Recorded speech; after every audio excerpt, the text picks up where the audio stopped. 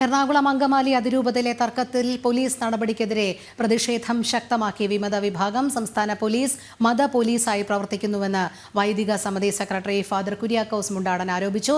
സർക്കാർ നിയോഗിച്ചത് എന്നാണ് പോലീസും അറിയിച്ചിരിക്കുന്നത്. എന്തായാലും വൈദികരെ വലിച്ചിഴച്ചതിനെതിരെ ഡിജിപിക്കും കമ്മീഷണർക്കും പരാതി നൽകുമെന്നും ഫാദർ കുര്യാക്കോസ് പറയുന്നു. എറണാകുളം ബസിലിക്കയിലെ വൈദികരുടെ നിരാഹാര സമരത്തിൽ പോലീസ് ബലം പ്രയോഗിച്ചു എന്നാണ് വൈദികർ ആരോപിക്കുന്നത്. ബീന റാണി ചേരുന്നു. ബീന, എറണാകുളം ബസിലിക്കയിലെ സംഘർഷത്തിൽ പോലീസ് ബലം പ്രയോഗിച്ചു എന്നുള്ള ആരോപണം വൈദികർ ഉന്നയിക്കുന്നു. അതോടൊപ്പം സർക്കാർ നിയോഗിച്ചതനുസരിച്ചുള്ള ഔദ്യോഗിക കൃത്യനിർവഹണം ആയിരുന്നു എന്നാണ് പോലീസ് നൽകുന്ന വിശദീകരണം. എന്തായാലും ഇപ്പോഴും സ്ഥലത്ത് സംഘർഷ സാഹചര്യം നിലനിൽക്കുകയാണോ? വലിയ പ്രതിഷേധം തന്നെയാണോ അലയടിക്കുന്നത്?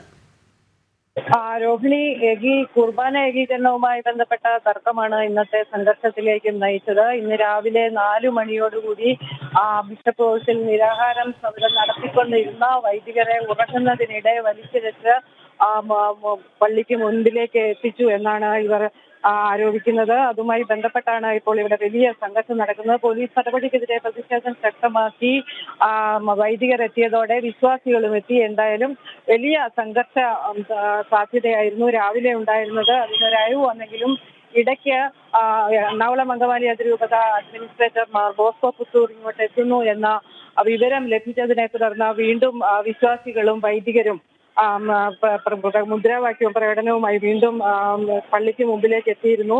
എന്തായാലും സമരം അവസാനിപ്പിക്കാൻ ഇവർ ഉദ്ദേശിക്കുന്നില്ല എന്ന് തന്നെയാണ് വ്യക്തമാക്കുന്നത്. ബസിലിക്കയുടെ മുന്നിൽ നിന്ന് പിരിഞ്ഞു പോകുന്ന പ്രശ്നമില്ല, ഇവിടെ തന്നെ തുടരും. പ്രാർത്ഥനാ യജ്ഞം എന്ന പേരിലായിരിക്കും തുടരുന്നത്.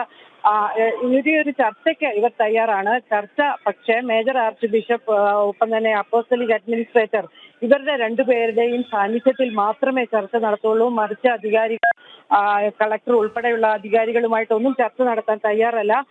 ബിഷപ്പ് സഭാ നേതൃത്വത്തിന്റെ പ്രതിനിധികളുമായി മാത്രമേ ചർച്ച നടത്തുള്ളൂ. കാരണം നേരത്തെയും ചർച്ച എന്ന ആവശ്യം ഇവർ ഉന്നയിച്ചിരുന്നതാണ്.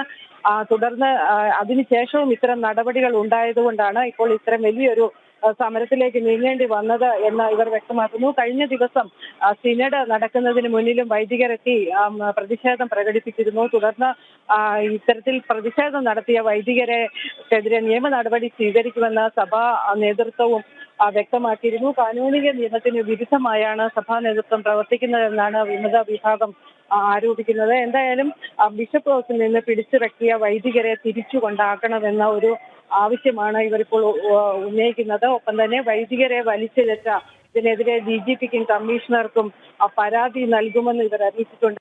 സർക്കാരാണ്, അതായത് പോലീസുമായി ബന്ധപ്പെട്ടപ്പോൾ ക്രൈംബ്രാഞ്ച് SP ആണ് വൈദികരെ ഇത്തരത്തിൽ ഉപദ്രവിച്ചത് എന്നാണ് ഇവർക്ക് കിട്ടിയ വിവരം. എന്നതിന്റെ അടിസ്ഥാനത്തിൽ സർക്കാരിന്റെ നയപരമായ തീരുമാനമാണ് ഇത് എന്നാണ് ഇവർ ആരോപിക്കുന്നത്. അതുകൊണ്ട് തന്നെ സർക്കാരിനെതിരെ രൂക്ഷ വിമർശനമാണ് ഇവരിപ്പോൾ ഉന്നയിക്കുന്നത്. ഇത്തരത്തിൽ സർക്കാർ നിലപാട് തുടർന്നാൽ ഒരു വലിയ രാഷ്ട്രീയ തീരുമാനം തന്നെ തങ്ങൾക്ക് എടുക്കേണ്ടി വരും എന്ന് ഇവർ പറയുന്നുണ്ട്. എന്തായാലും കൂടുതൽ വിശ്വാസികൾ ഇങ്ങോട്ടേക്ക് എത്തിക്കൊണ്ടിരിക്കുന്നുണ്ട്. കഴിഞ്ഞ കുറേ നാളുകളായി തുടരുന്ന കുർബാന ഏകീകരണവുമായി ബന്ധപ്പെട്ട തർക്കങ്ങൾ തന്നെയാണ് ഇപ്പോൾ വീണ്ടും ഒരു വലിയ സംഘർഷത്തിലേക്ക് നയിച്ചത്.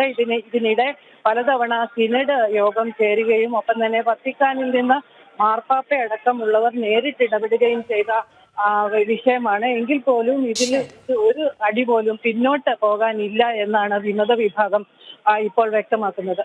ശരി, ബീന റാണിയാണ് കൊച്ചിയിൽ നിന്നും വിവരങ്ങൾ നൽകിയത്.